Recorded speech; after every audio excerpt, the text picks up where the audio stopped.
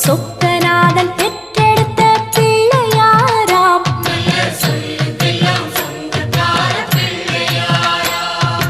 கைலாய மலைய விட்டு தெற்கே வந்தாராம். இந்த பிள்ளையார் பட்டி கண்டு இருந்து விட்டாராம்.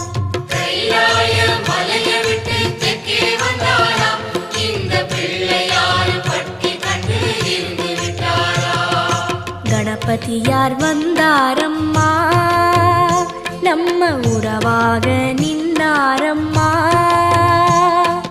கணபதியார் வந்தாரம்மா, நம்ம உறவாக நின்னாரம்மா. சொக்க